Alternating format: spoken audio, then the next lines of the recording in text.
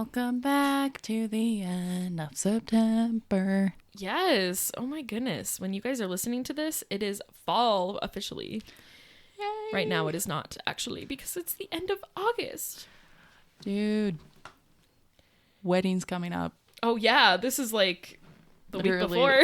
Literally like 2 weeks before. Yeah. Oh my God. Wow. Anyway, we're recording this a month before you're hearing it. Same night as the last few weeks. So we're going to jump in because this episode's going to be wild. Yes. And so just as a refresher, as last week, we are talking about the Stanford Prison Experiment. We covered briefly of just the test subjects, a little bit about Zimbardo, his history of his interest in psychology, how he developed the experiment, how he went about creating it, getting the test subjects, and then moving forward with the experiment now. So here we are, and a recap. Now let's get into the first night. Oh, man. Yes. So at the first night at 2:30 a.m., the prisoners would be awakened by the guards who started to blow their whistles and get the counts of prisoners. So it was like super dark. All the prisoners were nice and sleeping, just doing their thing. And the night guards just decided to come in, blow their whistles, turn on the lights, be like, get out of your cells. We're doing a count. Make sure everybody's in. I don't know where this, like how this formed. Like Zimbardo was just like, it just came out of nowhere. The guards are allowed to talk to each other and come up with ideas. So they were probably all communicating with each other. They're like, they were probably thinking, like, I don't know what they were thinking. Yeah. But from my like perception of it, I'm assuming that they probably were talking to each other, just like, well, we're just on night watch. Let's make this a little bit more fun. So I was probably just starting to be harmless, whatever. Just like, let's wake them up. Let's do like a count. Let's make this like actually like interesting. So that's what they did. They would do these counts very frequently in the days that they had the study going on. Now this was a first sign of control as they had to know where all prisoners were at one time. And they knew that they could get the prisoners to do this count check.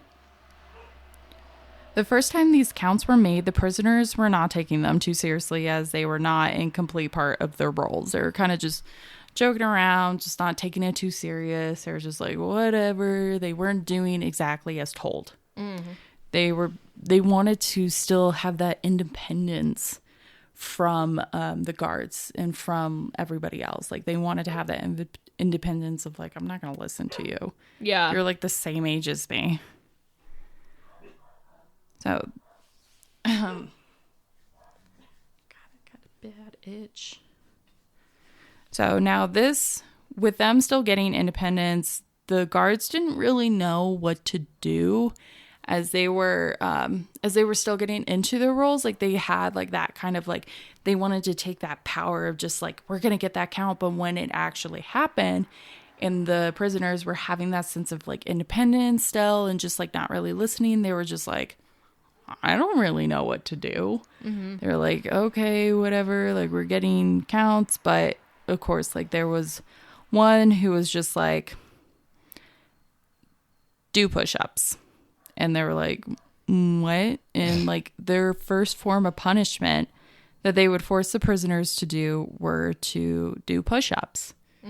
Now, this article on the website was actually very informative as it mentions that this specific tactic was actually used by the Nazis to the prisoners in concentration camps. Wow. Yeah. So I'm just like, who thought of this one? And I didn't mention this later in my notes, so I'm going to make it now. They actually labeled one of the more hostile guards.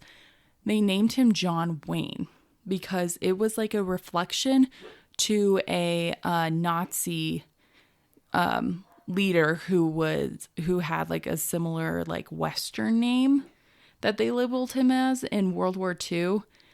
So they just pretty much copied it off that. And it's just like, that's really terrifying. That this like average Joe that they thought was becoming like a Nazi leader.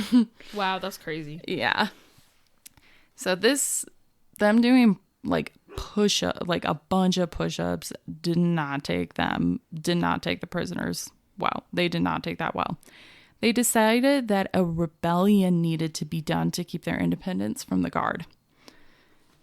This happens quite more often than you think. How there are famous rebellions that happen in prisons, and I think that'd be interesting to cover those at some point.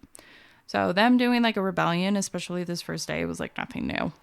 The prisoners would remove their nylon caps, their numbers. They would just rip them off and they use their furniture, like so their bed frames and everything. They would use them in the cells to barricade themselves inside. The guards were pissed. They were like, what the fuck is going on? Yikes. They're like, how dare they do this to us?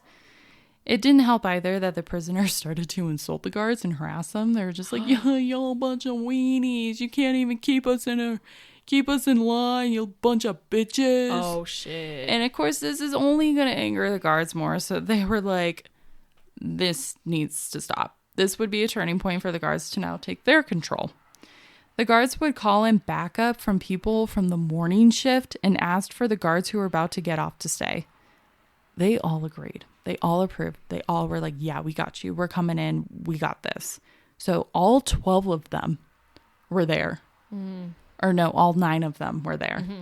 And they're like, they were ready. They were ready for it all. They're like, we can handle this.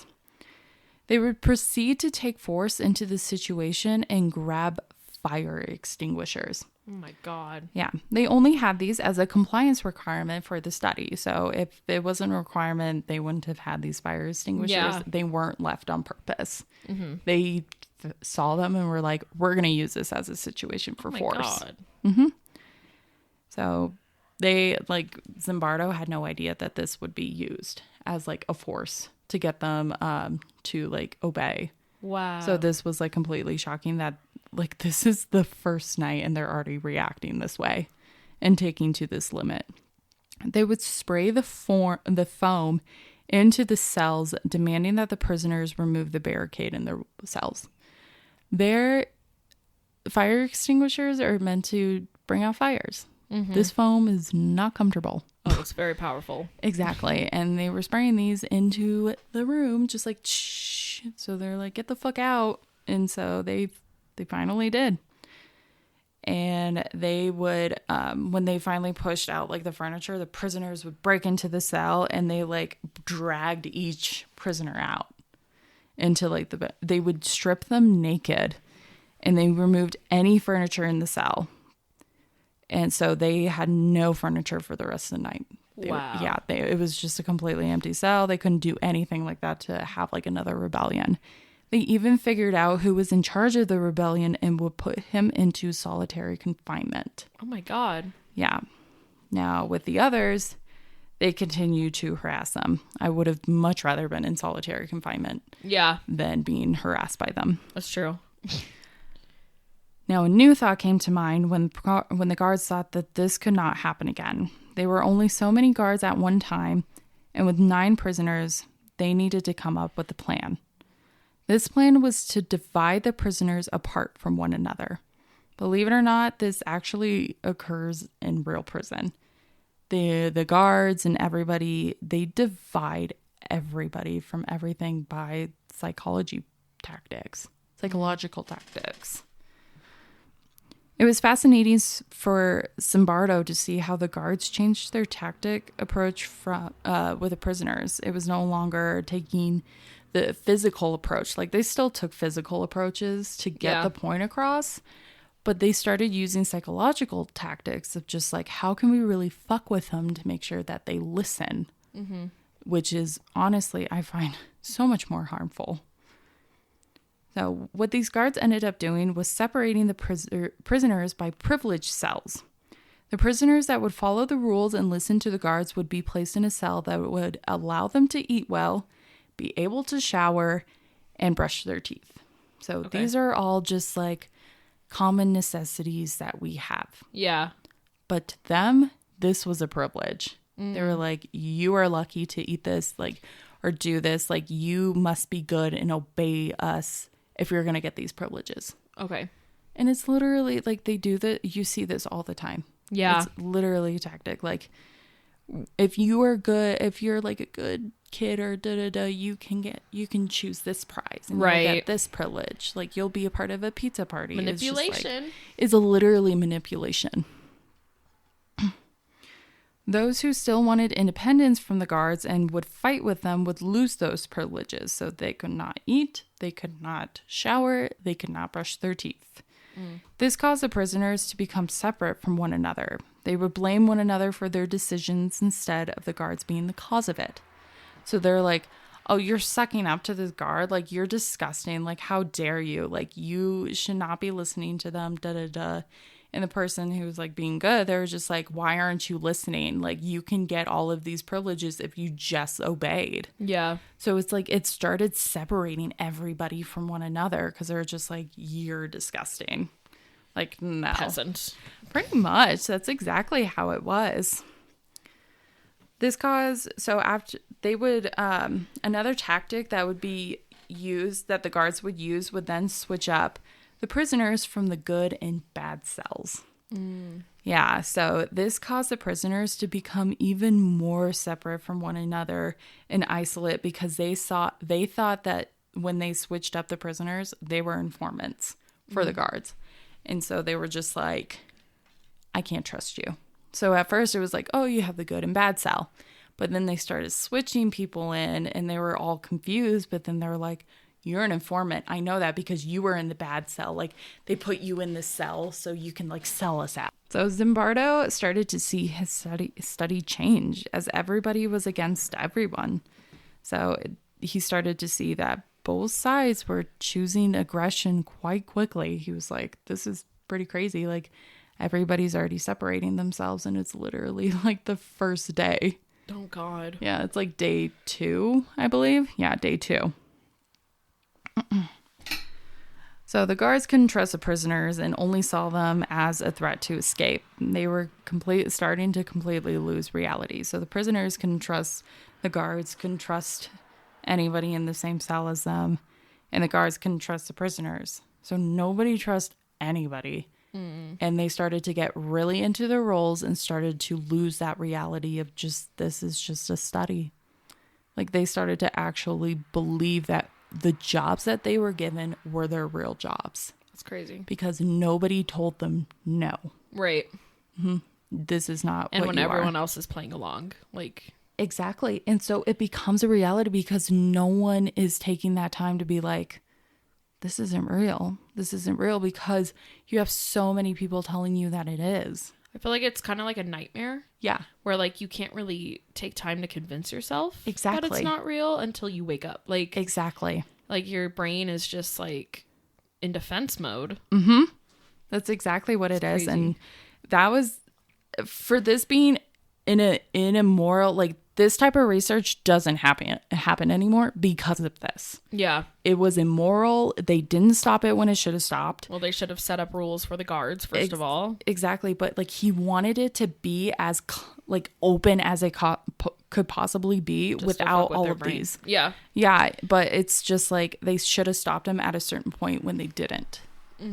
So that's why they find it immoral. But, like, with this specific one, like, this really teaches you just, like, that whole just brain activity. Yeah. Just how crazy you can get. Now, guards started to become more aggressive and others started to keep up on surveillance. So you had different types of guards.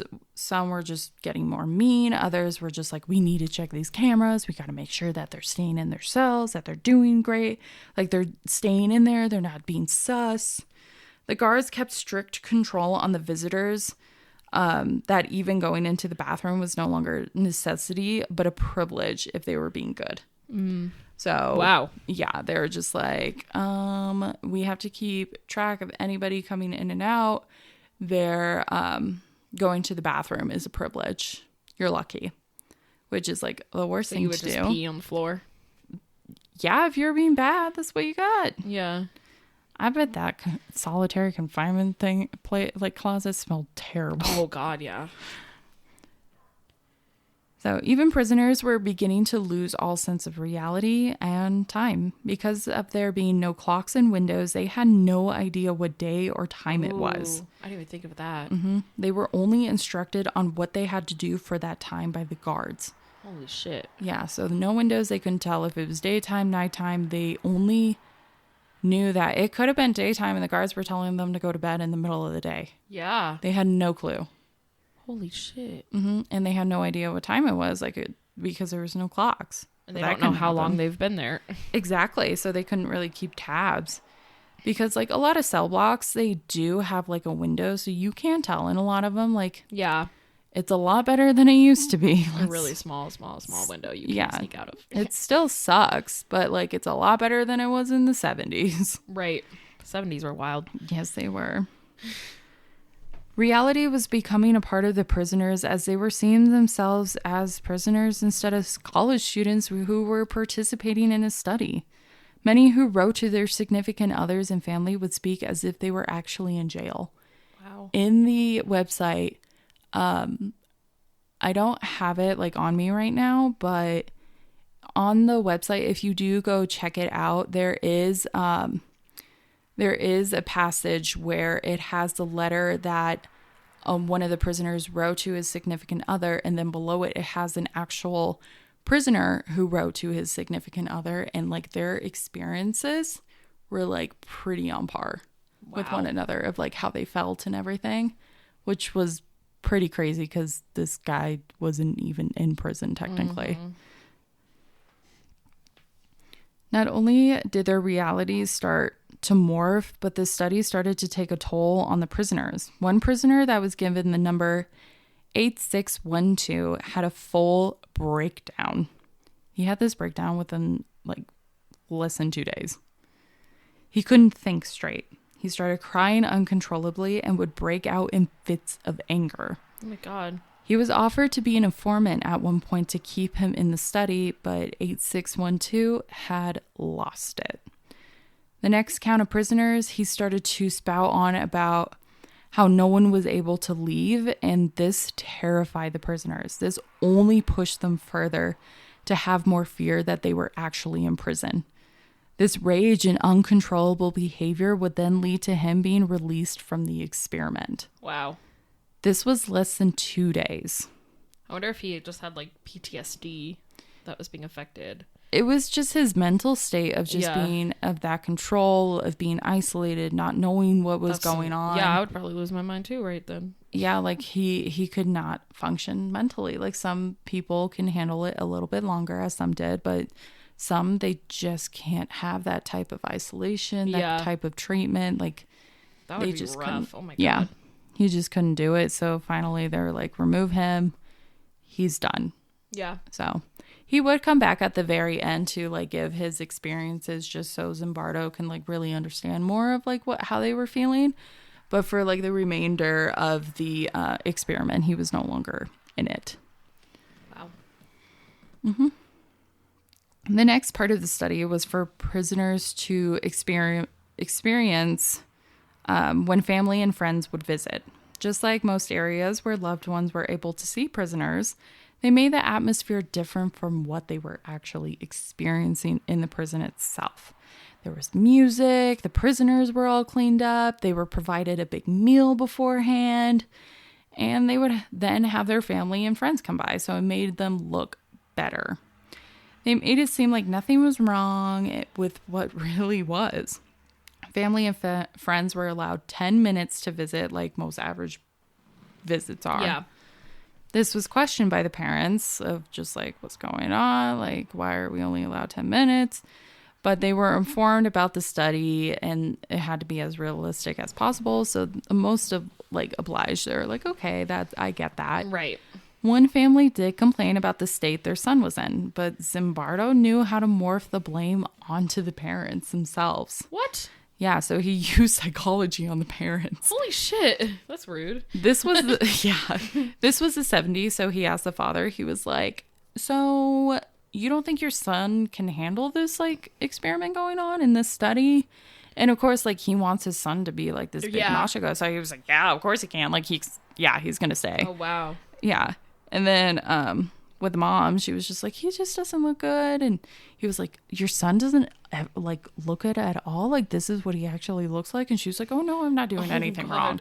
So he literally used psychology on her to get like that, to get that prisoner to stay, to not be pulled out of the trial or of the study.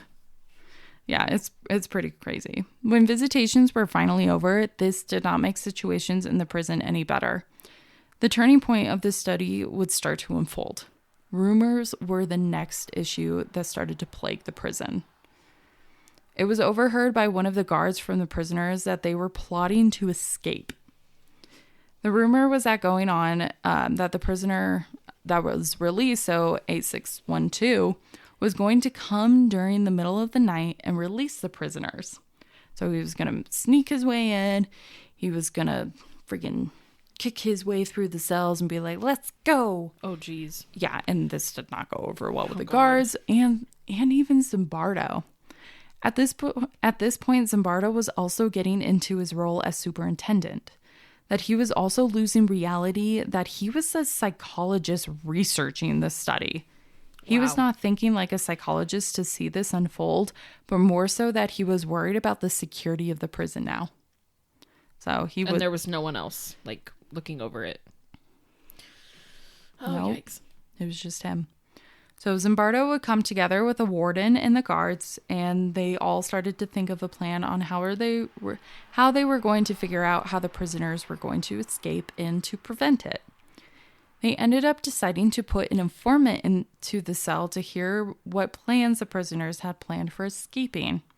Zimbardo even went to the police department, like the actual police department, and where they first like held the prisoners and like transfer them from the cars, and asked for them to transfer the prisoners to that local jail cell, but was told that it was not going to cover their insurance, that they were not liable for any of that. So they're like, no. They're probably like, buddy, do you forget that like this is fake? Yeah. And he completely lost reality. Like he flipped. He was so angry because he was just like, the goal of the study was,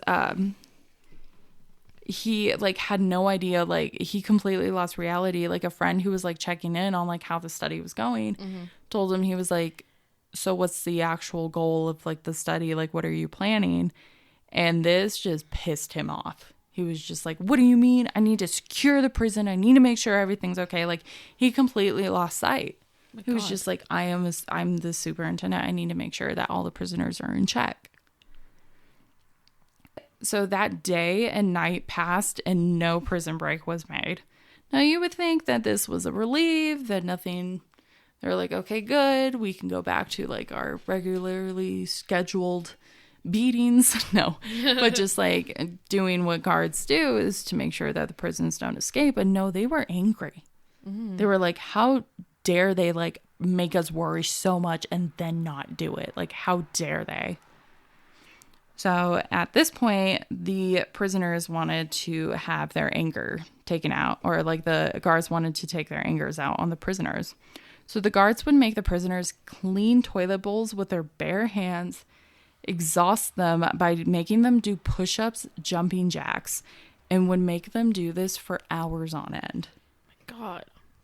Yeah, until they were like absolutely exhausted to do anymore. Anything that was harassment or ridiculous, just stupid menial things the guards could come up with, they would make them do. And I was just like, that is absolutely ridiculous. Oh, yeah. Like they did not. And you can see the progression of how much anger and just abuse that they perform the further along in the study. Like, because when they actually barricaded themselves into the into their cells, like they did not react this way, like to this extent. But now that they've like gotten really comfortable and stuff, they reacted. Wow. Aggressively. This would also include with their punishments and putting men into longer solitary confinements. Originally, the longest confinement was about 1 hour, but the guards started to make the men put in for about 3 hours. Maybe a little bit longer, depending on how it was. To get a perspective on the progress of the study, Zimbardo invited a priest to evaluate. It would come to a surprise when the prisoners introduced themselves to the priests as their numbers instead of names, because they were fully enveloped in this point. Right.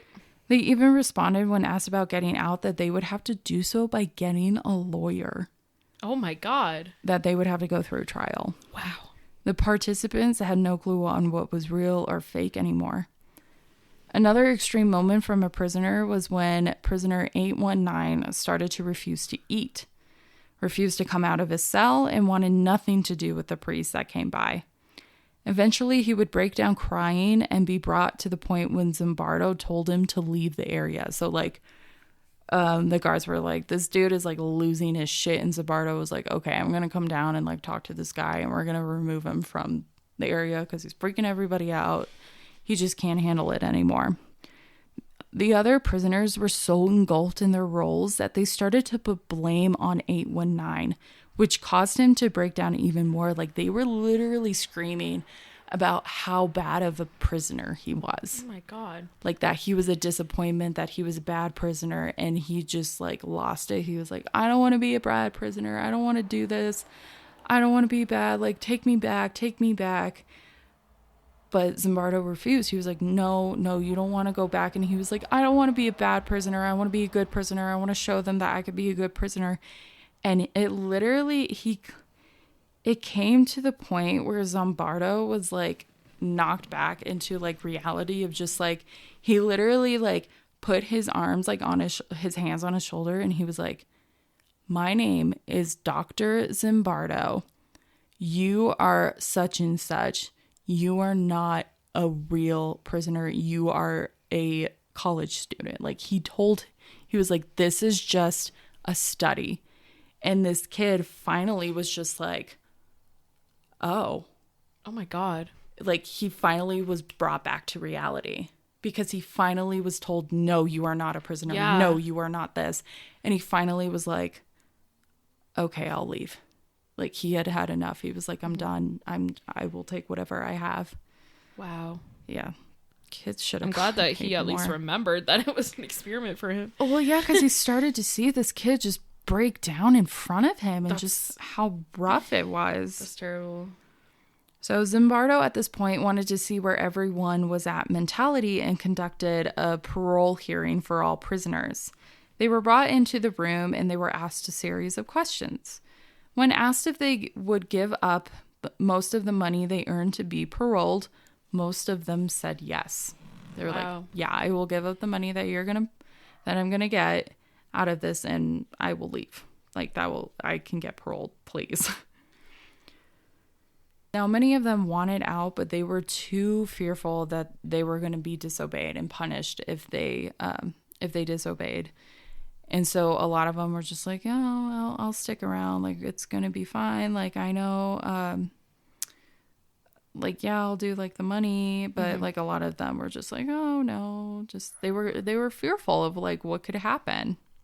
The consultant that they got for the study, who was an ex-convict, was put into the, as I previously noted, he was the head of the parole board. And he got really into his role too, of just like, these were your offenses, like like being on parole. Like, he got really into it, and he was like, later on, he was like, I can't believe I reacted that way. He was like, I never thought I would. Like, I was in the situation that those boys were in, and I reacted just as harshly as like a consultant would be. Wow. He was like, I am appalled with myself. Like, everybody, like the guards and everybody were just like, I can't believe I fucking did that. Like, that's crazy. So the study would continue on. Guards started to even split themselves from each other at this point. The guards who were more caring wanted to help as much as they could, give them a little bit more like privileges and stuff. Then there were guards who were more hostile, the more aggressive. And then you have the guards that would play by the rules. So they're the ones that were just like, oh, we got to follow this way, this way, this way. Like, we can't be like, too chaotic. But the hostile ones were like, fuck off. I'm going to do my own thing. Yeah. It was all over the place at this point. Prisoners even started to find ways on how to cope with their new lives. Like, they thought that this was going to be there forever. Oh my God. Mm-hmm. As I've stated before, a few had mental breakdowns. One honestly had like a full rash on his body from probably just being so stressed out. Oh. Yeah. And others just kept rebelling, being bad. They were just getting punished, being put in solitary. One that took rebelling to a new level was prisoner 416. The prisoner refused to eat, and when the guard finally had enough of him, threw him in solitary. He would then be put in solitary for 3 hours. The guards even went the extra length to ask the prisoners about giving up their blanket for him, or they would leave him in solitary for the whole night. No one wanting to be on the guard's bad side deflected such requests. They're like, nope, we're not going to give up our blanket for him. So they were all separated at this point. Everybody was against everybody. Wow. 416 would be taken to his cell later that night, but the situation was only getting more intense. It got to the point that parents were telling Zimbardo that lawyers needed to be contacted to get their sons out. Yeah. They're like, this is getting way too extreme. Like, they're sending us. Right now. Yeah. So when a lawyer actually came and met with the prisoners, Zimbardo knew that this study eventually would have to end sooner or later. On August 20th, the Stanford Prison Experiment would be terminated. But it took more than just having lawyers come into the study. The guards also started to get more extreme. They started taking their abuse into the middle of the night when they thought no one was watching. Like, none of the cameras were watching, and anybody was like watching, especially Zimbardo. But Zimbardo would look back on the cameras and see them, like the guards going in at the middle of the night and like beating them. Wow. So he was like, that's not good. And bags were also placed over prisoners' heads. Legs were chained together with other prisoners. And there would be a lot of abuse that started to take place. And a PhD who worked at Stanford, I believe, her name was Christina Maslech. And she noticed this. She came in one day to see how the experiment was going, and she wanted to conduct interviews with the guards and the prisoners. But when she saw what was going on, she was absolutely appalled. She was like, what the hell is going on here? Now, Zimbardo mentioned that 50 other people had made their rounds into seeing what was going on with this experiment, and none of them questioned what was like going on and whatnot. I don't know the truth to this, but when Christina showed up, when Dr. Christina Maslach came in, she was like, what the fuck are you doing? What is going on? These kids are beating each other and this one's having a mental breakdown. Like, what is going on? You need to put an end to this. And I feel like with her freaking telling him, like, what the hell? He finally like awoke and was like, oh shit, what is going on? Yeah, he like, needed someone to be on the outside to yeah, tell like him. It wasn't even with that one kid who broke down that was enough. No, he was like, I still gotta put, like, he just immediately went back into the role because everybody else still was. But then right. He finally was told by like a peer that like, this wasn't right. This is something that is immorally wrong, that is questionable. And he was like, oh, it is. I need to put a stop to this. Like, this is problematic. So on August 20th, that's when he finally was just like, yeah, we need to shut this down. Like, this is, and it was literally 6 days. Wow. Yeah, and it wasn't even a full week. Oh my God. Yeah. I'm glad it wasn't. Yeah. Who knows what would happen in 2 weeks? Yeah. It was absolutely crazy. Together after, on the last day, Zimbardo decided to get all the participants from the study to come in and reflect how they felt about the study. Like, when they finally decided to stop it, he pretty much went down, was like, guys, this study is over. You're done. Like, this is done. But like, they were all so confused. Yeah. They were just like, what is going on? And so that's why he gathered them all together. And he was like, how did you feel about this? Like, what was your experience? Like, how did you feel? Like, how was your mental, like, obviously not good. Yeah. Like, how are you feeling? And then asking the guards, they're like, why do you think that you reacted in such a way and whatnot? And so he got like pretty, from a psychologist perspective, like he got really good research, but like This was a completely immoral Yeah. job that was done. So after getting like all of the information that he needed, and he started to like really question, and this really developed his other studies in life that he would do. And it was because of this study that Zimbardo would reflect for future studies on how he should behave and how to morally handle the situations that the men went through during the study. He didn't want something like this to happen again. He was like, that is absolutely unacceptable. Yeah. So, because he, without realizing, he made basic individuals change for evil because he gave them the freedom of power, and he was succumbed to it as well. This study made men realize how easy it is for someone to lose their identity so fast when someone else controls your freedom, and how that can result into absolute anger and resentment and just hostility. Being put into solitary and punished when disobeying is something that prisoners in real life go through, as there is nothing for you to be defined. This prison experiment, of course, went to the extreme by not giving the prisoners anything to do like other prisoners are provided nowadays. Right. Like, you're able to go to class, you're able to read. Yeah. They literally couldn't do anything. They were just sitting there and being abused all day. Oh, jeez. Yeah, so it's just... And it... Pretty much after the study would take place, it made national news pretty quick. In less than a month, the study was conducted, there had been riots in other prisons and even an escape attempt that was made at the San Quentin prison. Oh, wow. Yeah, like a day after someone tried to escape. Oh, my God. And it led to like a huge, like some people got murdered and stuff. It was crazy. But because of the study and the outcomes of it, it made prisoners and people realize how unfair prisoners were being treated in actual prisons, and how that can really affect their mental health, and how that can reflect on like their behavior in society afterwards. Right. If we want them to become a better person, we can't make it worse, you know? Exactly. And good people can easily be transformed into bad if we think about the prison system. It is supposedly to be used as an environment to reform. But how can you reform when the system is causing the good to be turned into the bad? Right.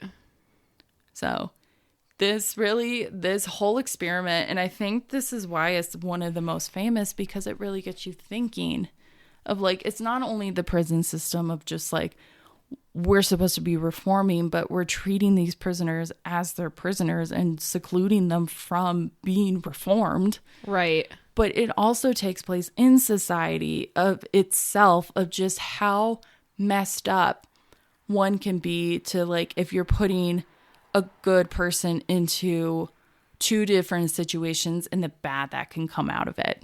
And for this example, he used a prison system by using power and by using isolation. I'm really curious about like the aftermath of like how long it took these people to like get back to normal. So he did, if you read like the article on the website, he does go into further explanation of like how these men,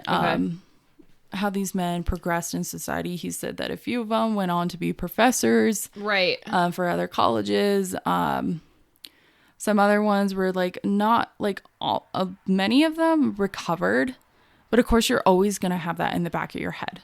Like, you're always going to be like, you have to remember, like, you're probably always constantly telling yourself, like, okay, you need to calm down. Like, you need to, like, not be so aggressive. Like, I wonder if it caused anger issues and that kind of thing in someone. I'm not really sure. Maybe. I don't know if he did, like, a lasting effect or something like that. But he did put in, like, his article of, like, because of the outcome of it, he just wanted to show that, like, oh...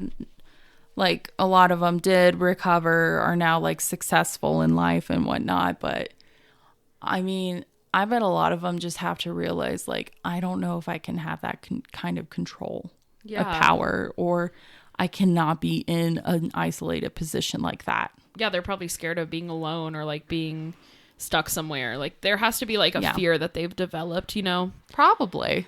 I'm sure of that, just because it is absolutely terrifying to go through something like that. Oh my God, I can't imagine. Yeah, so that is the Stanford Prison Experiment. It is, Jesus Christ. yeah, it is probably the one that you will always learn in a psychology, sociology class, like all of the above. You're gonna learn that at some point. But yeah, there is a movie. I don't know how close it is to it. They do make fun of it in some shows. Like they did it on American Dad episode. Oh. It's chaotic, but I want to watch the actual movie and see what it's like. But yeah, if you go on the website, they have all the information about it. They get donations to like keep just better morally subjected researches done to progress. Because yeah, this really like set in stone of just like we need to make sure that researching is being done properly. Right. And this is why you always hear it in research method classes, because those are like the classes on like how to conduct your research. And one of the examples of what not to do is this one. Right. So, yeah, this is definitely an example of that. Yeah. So I just really God. wanted to do this one because I don't think we've done any sociological. No, that was really psychological stuff. Yeah. I love this kind of stuff that like you get to get into people's brains and like what causes them to act a certain way. That's why I love true crime. So that's really fascinating. Yeah. Like every now and then I might just dive into just like a sociological, psychological, like I don't want this to be entirely like a true crime, but I would, if I were to do like a true crime episode, I would definitely put like the psychology behind it. Yeah. But, but I don't know. Well, that was interesting. Thank Wow. you. So I'm here for it. I like forgot we were doing a podcast. I was just like, what happened next? Like I was just like the whole time I'm just like, what? yeah, it's fascinating. I loved researching this one. Like on my lunch break, I was just like I was like, oh my god, oh my god, oh my god, oh my god. But I'm definitely gonna go back to the website and just watch all of the videos and look at all the photographs because it has like each individual one. It's crazy of like the progression of it, and it's so sad. Wow. So. Where can you find us? Well, you can find us on Instagram. There will be pictures on there. Facebook, YouTube, and TikTok at Historia the Podcast. You can also email us at historiathepodcast@gmail.com. Yay. Now, we just recorded 5 episodes, so it is now time to sleep. I am ready to go to bed. I'm hungry. I know. don't think Jamesy. I'm going to call him on the way home, so We'll see if he's awake. I probably won't go to bed yet, but I'm just hungry. Okay. Goodbye. Bye.